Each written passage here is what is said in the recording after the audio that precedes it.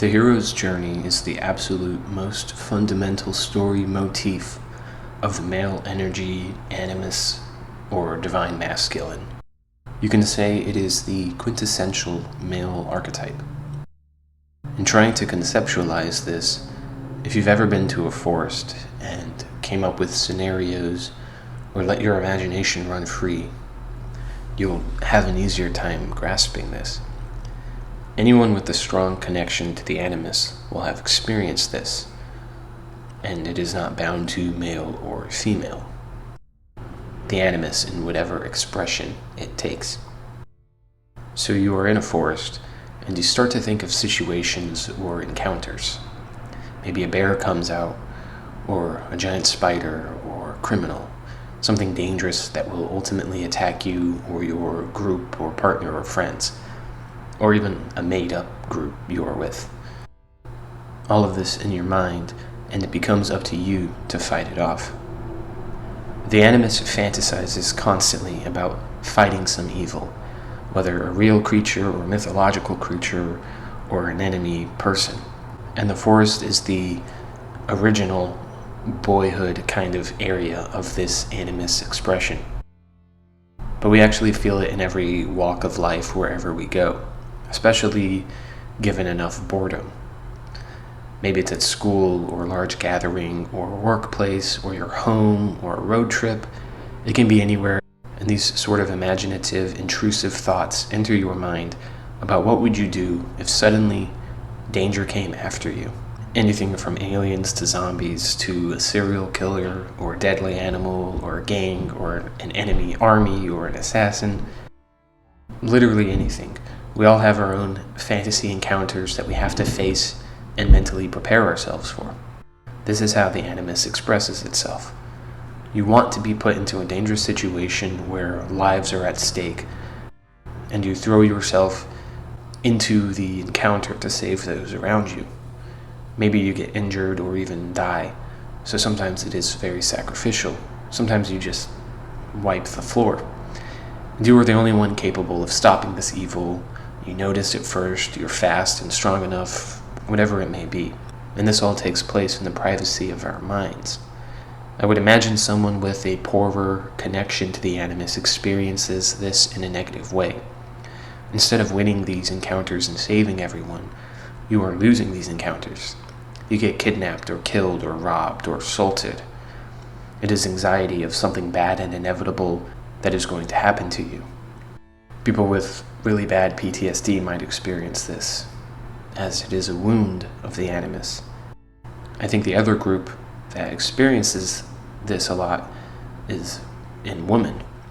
That whole anxiety and fear that someone is going to hurt you is a result of a disconnection to your animus. Women especially, but men too, with a lot of masculine energy or qualities, who have never given their animus a proper channel or experience, will have that fear of something bad will happen much greater, that anxiety. When that animus is given a proper channel and experience, that fear goes away because the animus is capable of overcoming and fighting off whatever is trying to harm you. Because you trust the animus, because you've seen it in action before in yourself. It must be cultivated or you feel its absence much more intensely. So when you are successful or sacrifice yourself to save others, you've got a healthier connection to the animus. And when you lose or get killed or hurt in some way, you have an anxious or poor connection to the animus, whether suppressed or repressed or damaged through trauma of some sort. There's lots of different ways that the animus can be dissociated from. Again, this is not bound to gender or identity or orientation. The animus and anima transcends that. We all have that dynamic of anima and animus, the divine masculine and divine feminine, and our relationship to them and expression of them is unique. You'll hear about healing your inner child, you'll see hero movies, quest movies, adventure movies, action movies, or books, obviously. This is all about that animus, and often it is referred to as the monomyth, or the hero's journey, or the epic quest. It all comes from the same place, the same thing. And it is the very first story we have in written language produced by humans. We've all heard of it, the Epic of Gilgamesh.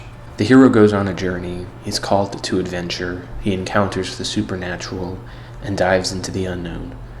There's a battle with some monster or challenge or temptation, and there is themes of death and rebirth. There is a relationship to the anima, sometimes in the form of a maiden or a goddess, or a monster takes the form of the anima.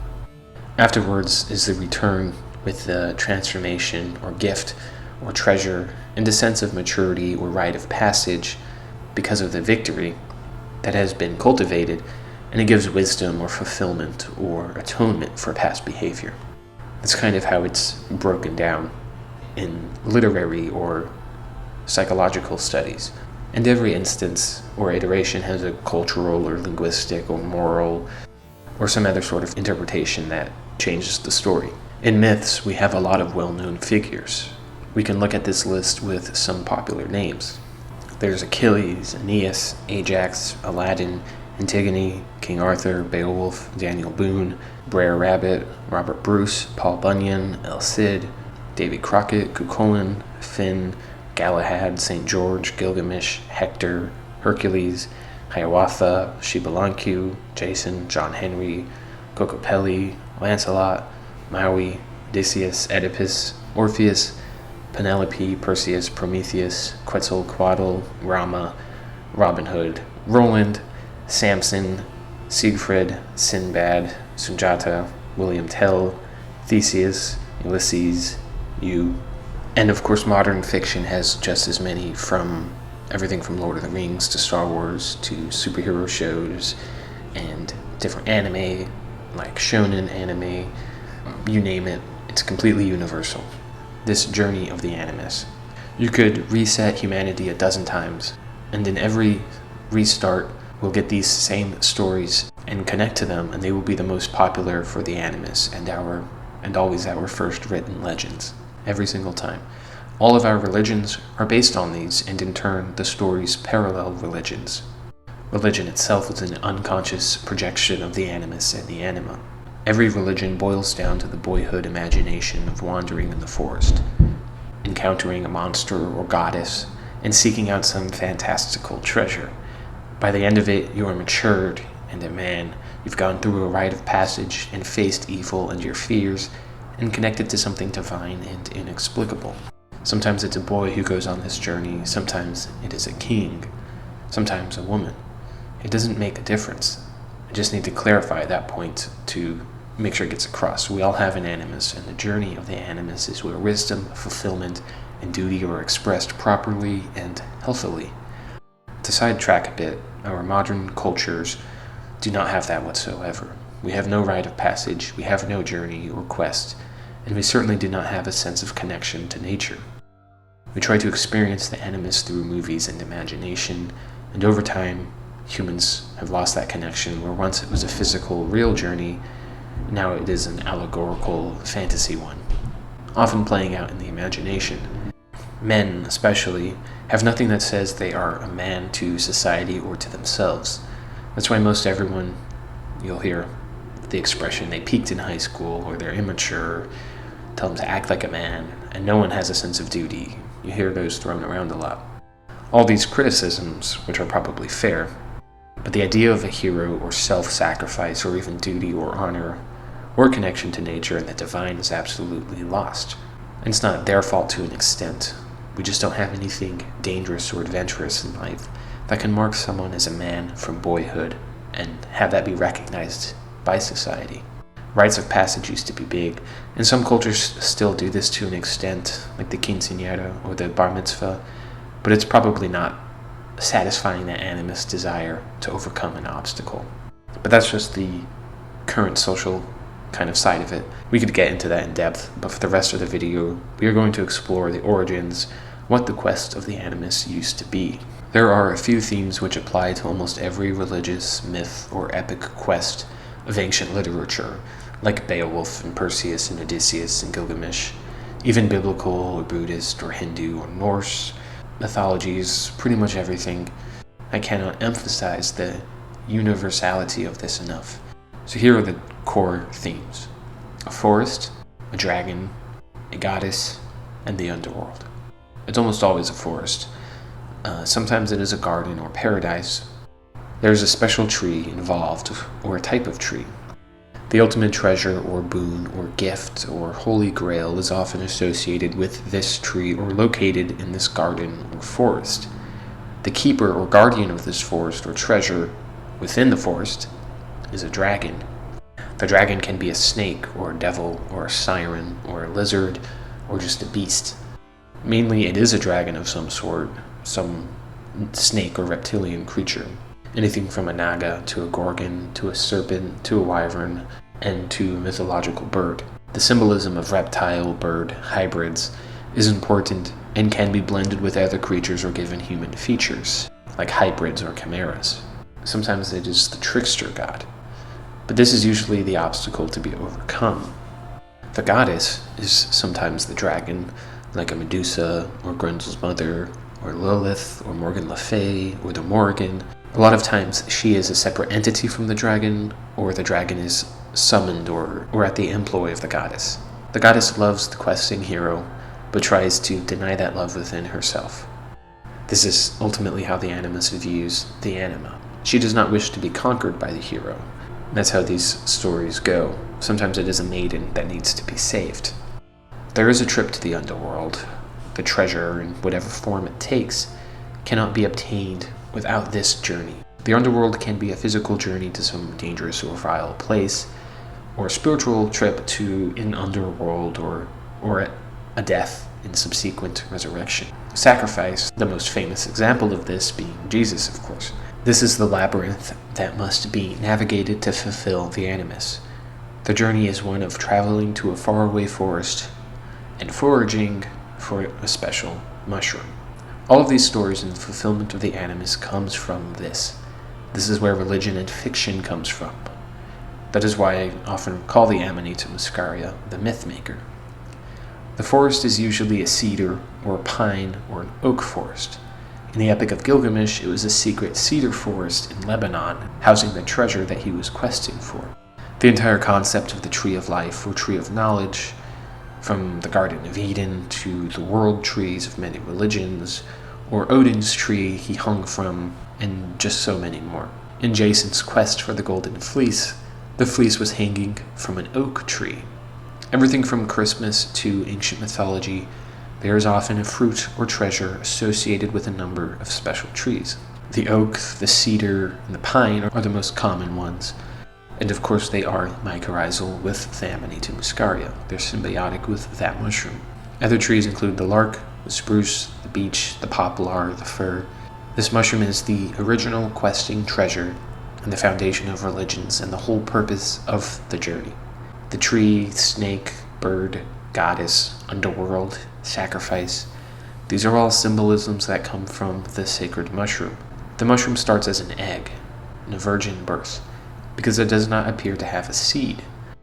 The egg is associated with both snake and bird. The tree adds to the quality of the bird, as many legends depict the mythological bird perched atop this holy tree. The egg comes from underground, where snakes live. The mushroom grows and opens up, forming a canopy, a basin, a goblet, the sun. The base of the mushroom is called a vulva, and references to the male reproductive organ in the female breast is often made. But the top of the mushroom is a microcosm of the heavens, the remnants of the universal veil likened to the stars above. So there is an astrological side to this, but we won't get into that today. Its red and golden skin compared to the blood of a god, the treasure or hoard of a dragon. Iterations of this story changed every element to suit the style or fantasy or culture or the storyteller, but it is traceable to these origins, at least I argue. This whole cast of characters are for the most part direct Amanita legends and stories. You make the journey to a forest, surviving the wilderness, finding the special tree and the special fruit of that tree, experience the mind-bending trip, whether in the form of an ego death, or spiritual journey, hallucinations, whatever it may be, and you return reborn or changed. That's the basic structure of the story of the Animus. We could delve into every story and specifically search for the mushroom themes, But for this video, I think having the narrative origins explained, you'll start to pick up on these in your everyday life and encounter with the Animus and the stories we entertain ourselves with, or in our imaginative fantasies. The final bit of this video will be a quick origin dive on the mythological dragon, since it is so prevalent to the narrative in just religions in general. Like the world tree, the dragon is a global phenomenon. The word dragon itself comes from a Proto-Indo word, derk, meaning to see. So there is a visual component to the idea of the dragon, one that perhaps has to do with the gaze of a dragon, like with the basilisk or the Medusa. But even in that idea is the visually enhancing capability of the Amanita muscaria in affecting vision through hallucination and dreams. Elsewhere in the world, the word for dragon usually means thunder. In Chinese, it is believed to be an onomatopoeia of the sound of thunder that the word dragon is named after. Chinese dragons were thought to only be able to fly when there is thunder. Rainbows are another big part of dragon mythology. In Indo-European folk mythology, the hero is a thunder god who fights the dragon. Now, John Allegro proposed that the mandrake plant was an old name for the Amanita muscaria, but got confused with the mandrake root we associate it with today. He believes this through etymology and argues that Pliny's folk description of the mandrake is more in line with the psychedelic mushroom than what the actual mandrake plant is capable of. The Greek mandragoras comes from the Sumerian namtar agar, which means something like demon plant.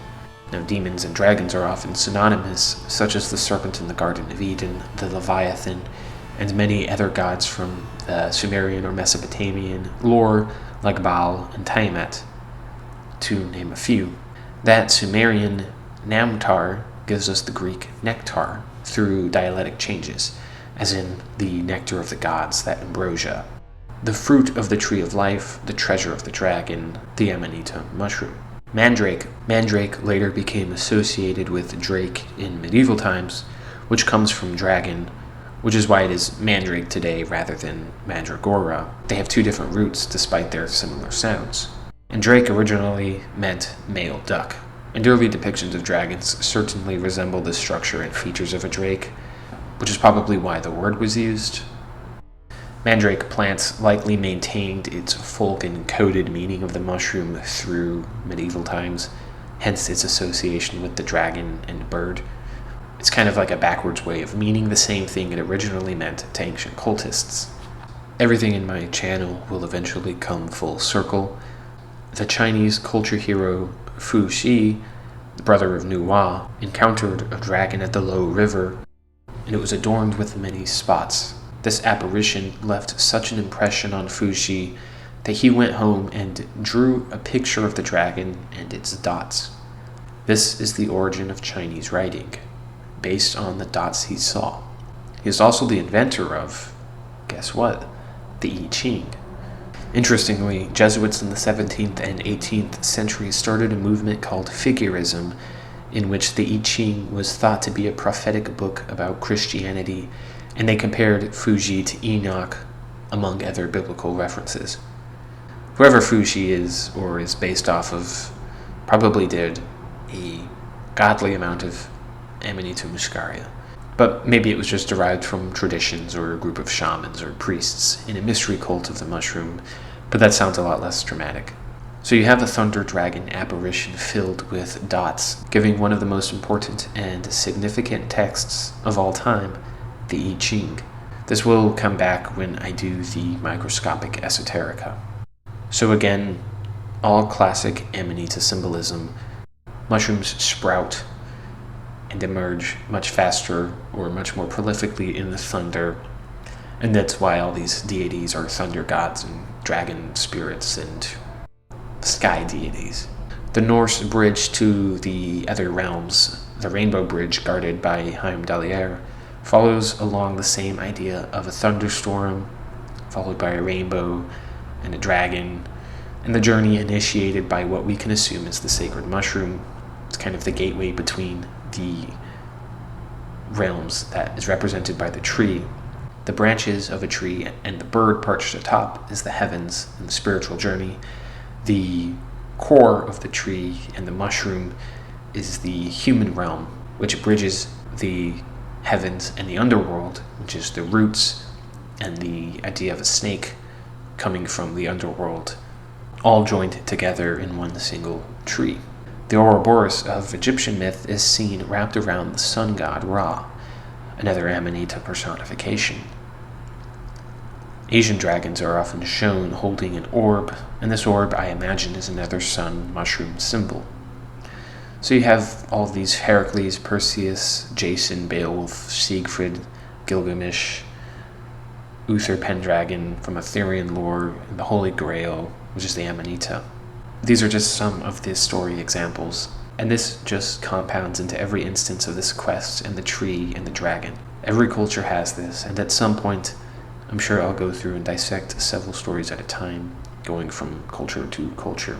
If you are interested in these stories and myths, I encourage you to read with an open mind and consider what we've talked about in this video with the Animus and the Amanita. Thanks for watching.